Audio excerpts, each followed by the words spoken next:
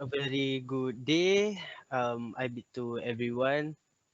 So today, as usual, I'm going to introduce myself.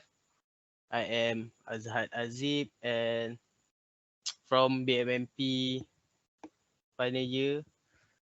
So continuing with other group member. So my name is Muhammad ZULKARNAIN AZWAR bin ZULKIFLI. Hi, my name is AMIMI YASMIN binti ASUDIN. Good evening. My name is SHUREN ARUMUGAM. Okay, so with that being said, without further ado, so basically for your information, this is a forum regarding OSHA. Okay, Alright.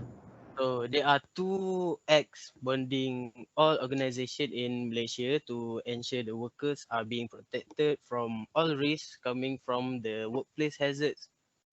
Factory and Machinery 1967, which also known as FMA 1967, and Occupational Safety and Health Act 1994, OSHA 1994. Regulation, guideline, and codes of practice have been drawn up to support both acts. So basically, today there are two topics to be discussed in this forum. First will be roles of OSH legal requirements in business management, and then Occupational Safety and Health Act in Malaysia and its salient feature. So I will let AMIMI to introduce OSH legal requirement in terms of FMA 1967 and OSHA 1994. Thank you, AZZHAD. So, Malaysia is a rapidly industrializing country, has made considerable strides in improving the safety and health of its workforce with the goal of achieving the status of a developed country. In recent years, this was marked by the introduction of the Occupational Safety and Health Act 1994. The 1994 OSHA, implemented on 25 February 1994, marked a significant landmark in the development of occupational safety and health in Malaysia. So as you wanted to know, workplace exposure in Malaysia are governed under the 1997 Factory and Machinery Act and under the more detailed 1994 Occupational Safety and Health Act. To further clarify the provision in the Act, OSHA 1994 is endorsed by the Rules Code of Practice and Guideline. So the Department of Occupational Safety and Health, or formerly known as the Factory and Machinery Department, enforce both FMA 1997 and OSHA 1994. So the FMA stressed protection in 1997, while OSHA in 1994 put equal emphasis on addressing health risks in the workplace. So that's all for me about introduction of OSHA 1994 and FMA 1967. Thank you, AMIMI. A brief introduction of Occupational Safety and Health Management System, which is OSHAMS, plays a significant role in the functioning of the organization overall management system. Actually, the adoption of an OSHAMS affair reflect the necessity to implement an integrated management approach aimed to prevent any possible occupational risk. In general, an OSHAMS is based on the proper guidelines that help to successfully follow a process of organizational change that is focused on leadership and support. So the development and implementation of an effective OSHAMS ensure that work environment is safe and healthy. Moreover, And Oshe is designed for all types of organization, regardless of the nature of their business activity, and products that are focused on demonstration of the objective evidence of implementation the best practices in today's competitive environment. Due to effective Oceans, it is possible to improve workers' morale, motivation, and productivity, reduce injuries and diseases in the workplace, and attract more and more clients, hopefully. So next is objective of OSHAM. So the purpose of an OSHAM is to help organization to counter their risk and improve performance. Today, many business organizations realize that technological advance and increased competition bring certain changes in working conditions, work environment, and operations. Therefore, it is necessary to develop new strategies and find new solutions to apply for prevention of well-known hazards and risks and some emerging hazards, such as biological and psychosocial hazards.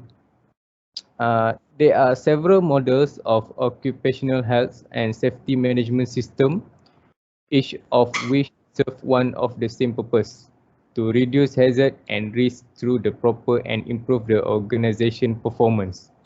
So as a rule, an OSH management system can be viewed as the established framework at all organizational level for continual OSH improvement and providing compliance with the OSH policy. Okay, there are few elements of an OSH management system which include management, commitment, and policy, planning, and implementation. So, Shuren, can you explain about the role of OSH? All right. Okay. In terms of policy, and OSH policy is a written document which expresses the organization's commitment to an employee's health, safety, and well-being. So it is a foundation for the efforts taken to provide a suitable working environment. Meaning the policy should influence all the activities, including the selection of people, equipment and materials, the way the work is done, and how the design and provide goods and services. So it sets a clear policy statement for safety and health. So in simple words, the policy statement can be brief, but it will be that the organization is committed to take every reasonable effort to eliminate the hazards that cause accidents and injuries. The organization can also recognize that all employees have the right to work in a safe and healthy environment. And the organization is committed in ensuring the safety, health, and welfare of its employees and other people who may be affected by the organization's operations. And the organization can also be committed to continually improve the OSH performance by improving the implementation of OSHs. So, which can be related when it comes to responsibility of management to develop, implement, and review in participation with its employees. So, this policy should be drawn in participation with employees and their representatives, stated in clear, unambiguous, and unequivocal terms, signed by the most senior accountable person in the organization.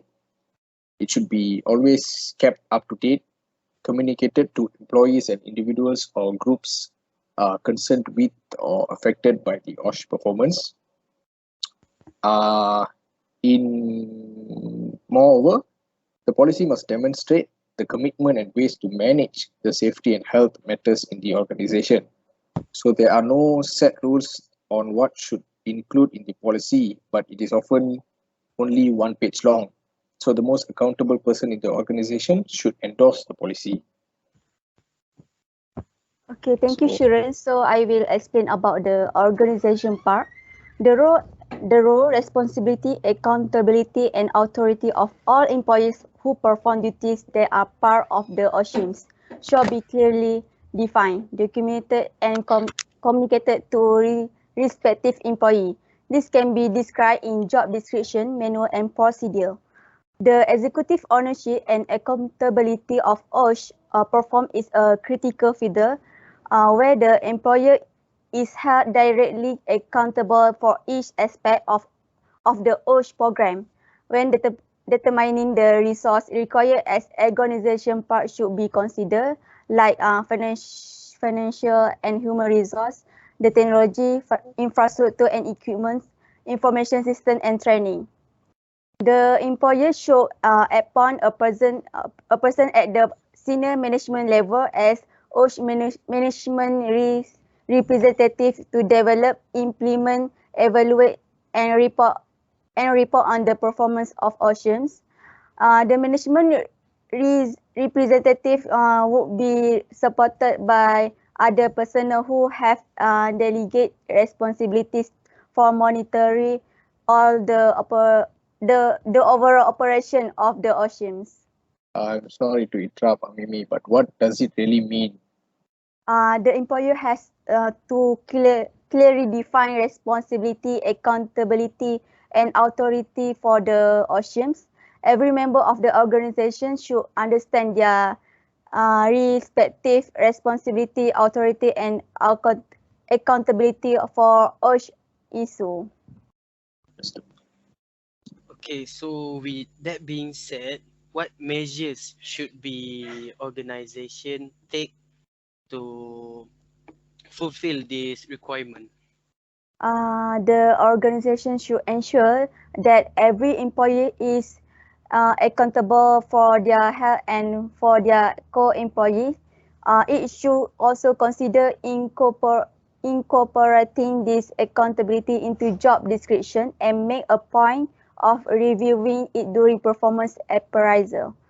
All employees should possess the necessary mental skills, physical preparation, and knowledge to work safely. Management and employees should demonstrate competence to safely conduct. This competence can be acquired through a combination of education, certificate, experience, and workplace training. When necessary, the organization could engage competence consultant from external source. That's all. Oh, okay. What a brief. So, how can they do the training? So for this part, can I answer this part, Amimi? Yes, you Yeah, will. sure.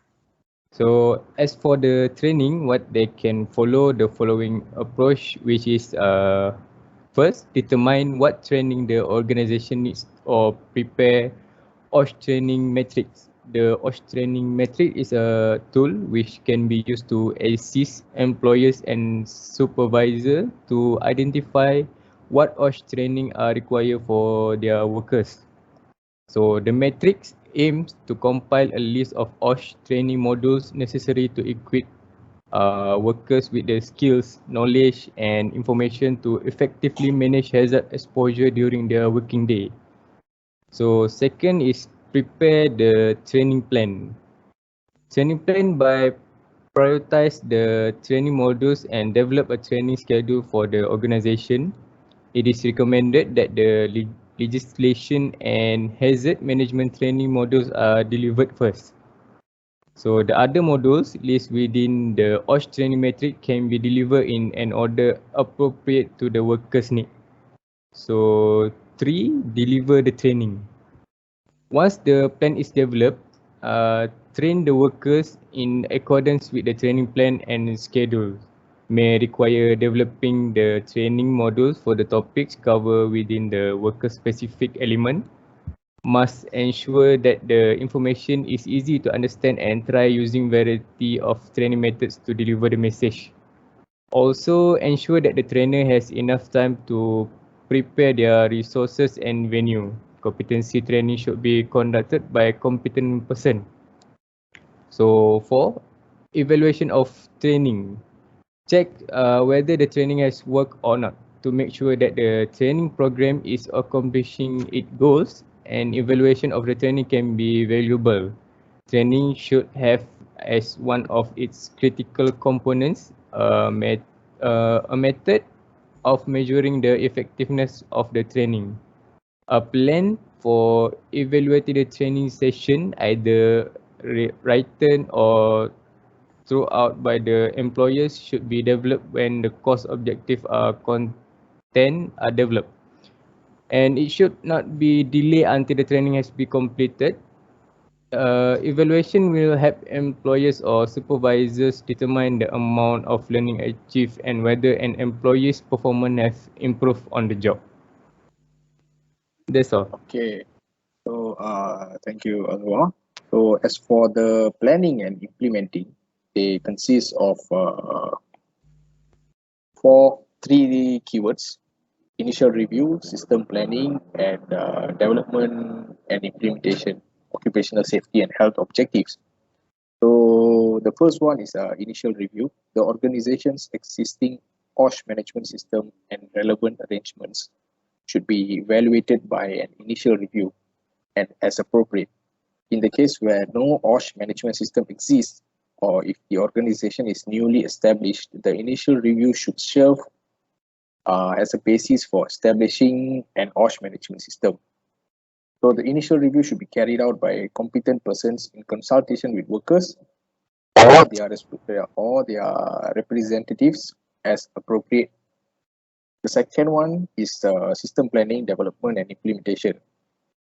The purpose of planning should be to create an OSH management system that supports as the minimum compliance with national laws and regulations, the elements of the organization's OSH management system, continual improvement in OSH performance. So the next point was occupational safety and health objectives. So in this is where consistent with the OSH policy and based on the initial or subsequent reviews, measurable OSH objectives should be established which are specific to the organization and appropriate to and according to its size and nature of activity, are consistent with the relevant and applicable national laws and regulations and the technical and business obligations of the organization with regard to OSH. And final one is it should be focused towards continually improving workers' OSH protection to achieve the best OSH performance. So that's all from my side for planning and implementing. Okay, thank you, SHUREN, for let's not forget that the importance of OSH in business management. Okay, multidisciplinary field of occupational health and safety with the goals of occupational safety and health program is concerned to foster a safe and healthy work environment. The main focus of occupational health includes promotion and maintenance of working capacity and employees' health, with improvement of working environment, development of work cultures and organization to support health and safety, promotion of positive social climate and smooth operation, enhance productivity of organization, um, occupational health and safety or standard mandate reduction, removal or replacement of job site hazards. OSH program also help minimize the effect of such hazard. Occupational health and safety considerably benefits the company as healthy employees are guaranteed to be more productive. A company management and employers are obligated to provide a safe working environment for all the employees. Working condition at employment in the existing economy need to embrace important determinant of working hours, salary, maternity policies, provision for health promotion, and obviously protection. The employers or supervisors acting as the representative are legally responsible for the safety and health of the workforce at the workplace. The common goal remain identify hazardous material, condition, and practices at workplace, which assist employers and workers in reducing or eliminating the risk, with the goal to ensure that employees work effectively. Occupational health and safety targets employers and employees. Occupational health and safety cooperation expert promote workplace condition and urge professional concern about all workplace hazard with emphasis on prevention of workplace fatality and traumatic injuries. Next, industrial hygienists are a source of special expertise to identify and control hazard associated with acute or chronic exposure to chemical, physical, and biological agent. Occupational medicine physician and occupational health nurses are distinguished by providing clinical care programs aimed at health protection and promotion of disease prevention. The services provided include health screening and surveillance program such as diagnosis, prevention and treatment of work related injury and illness, pre-placement and periodic return to work examination, independent medical examination, impairment evaluation, disability and case management. Also drug testing, behav- behavioral, behavioral and emotional counseling to to avoid effect on job performance. Such simple improvement can increase competitiveness, profitability, and motivates the workforce. Thank you, Azhad, for I the explanations about hope OSH you guys management system. what I'm just telling you. Okay. Okay. Thank you, Azhad, for the explanation about OSH management system. So I will explain about the challenges about the future development of OSH management system. OSH management system does not function as independent system but are impacted on by a range of internal and external factors. The compatibility with changing external environments and the development of an internal context that is supportive to OSH suggests that the main challenge for the future development of occupational health and safety management system are to make OSH management system better suited to the changing world of works, where production is increasingly outsourced and risk can be easily shifted to partner in the supply chains. Second, to develop OSH management system that contribute explicitly to organizational strategy and business goal, as well as deliver OSH benefit. In this respect, the growing attention to corporate social responsibility from an opportunity to develop innovative OSH management system and OSH strategy. Last, to develop useful and practice set of performance indicator in order to monitor the development of OSH management system and OSH performance. I think that's all about the challenge for future development of OSH management system. Okay, AMIMI. So with that being said, let us moving on to the second discussion of the forum, which is the Occupational Safety and Health Act in Malaysia and its salient features. So I will be explaining about the objective of OSHA 1994. So of course, first, secure the safety and health, welfare of person at work against risk to safety or health arising out of the activity of person at work. Second is protect person at a place of work other than person at work against risk to safety or health arising out of the activity of person at work. So the next is promote an occupational environment for person at work which is adapted to their physiological and physiological needs. So the last is provide the means whereby the associated occupational safety and health legislation may be progressively replaced by a system of regulations and approved industry codes of practice operating in combination with the provision of this act designed to maintain or improve the standard of safety and health. That's all the objective of OSHA 1994. Right, thank you, AZWAR. So, from the objectives of Occupational Safety and Health Act in Malaysia and its salient features contains 5 major points. So, number 1 is set standards. So, OSHA sets health and safety standards for the workplaces.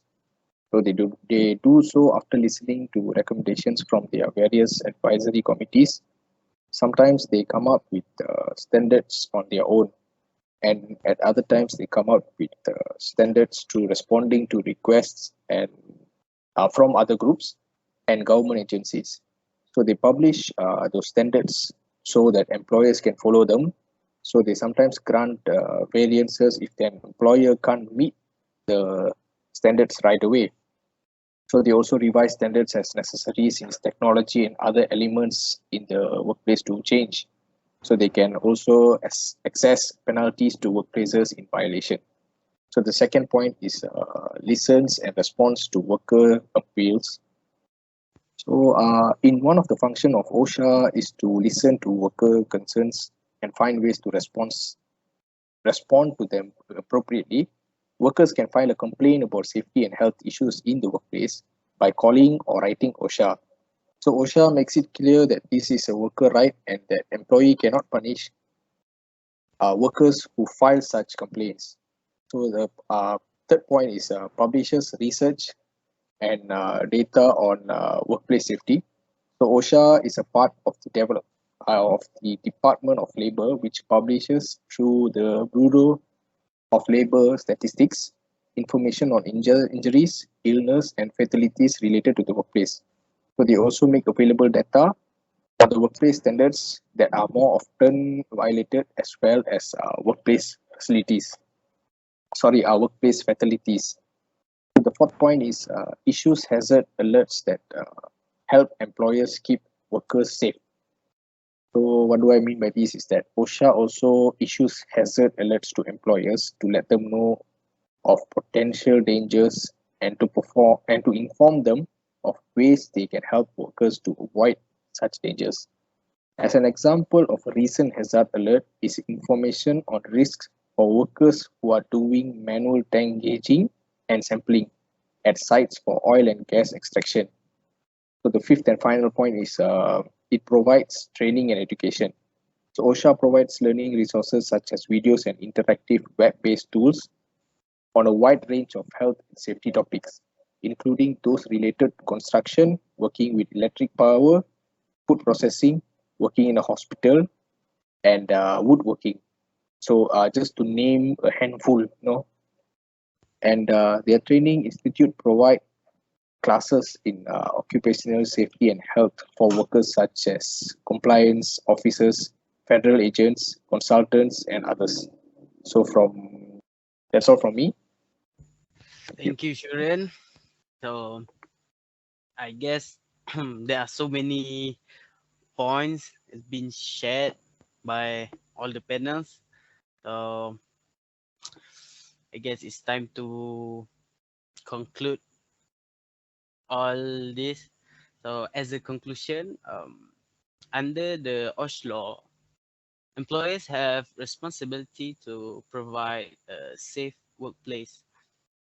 The role of OSH legal requirement in business management are to protect the employees from hazards, obviously, and for the employers must comply with the OSHA statutory requirements, standard and regulation that required to provide the employees with job and place of employment free from recognized hazard that are causing or likely to cause death or serious physical harm. OSHA also is important in business because it plays a key role in making the facility a safe, healthy place to work. Beyond providing the tools and guidance to work toward an injury and illness-free workplace, OSHA is important to identifying businesses that are not committed to safety. Employers employees that do not carefully follow OSHA regulation often face hundreds of thousands, if not millions of dollars in fines. The salient of OSHA in Malaysia at work is to reduce the occupational accident in Malaysia. Under the Act, the employees have the right to claim for certain benefits such as medical benefits, disabled benefits, constant attendance allowance, dependence benefit, funerals benefit, supervisor's pension, and invalidity pension. So next, the employment injury scheme under SOCSO provides protection to employees against occupational injuries, including occupational disease and commuting accidents. So I hope that conclude what we just discussed just now. So without further ado, thank you to all for willing to spend your time discussing this topic. I guess that's all for our discussion today. Thank you Right. guys. Thank you for the Right. Alright, thank discussion. Thank you.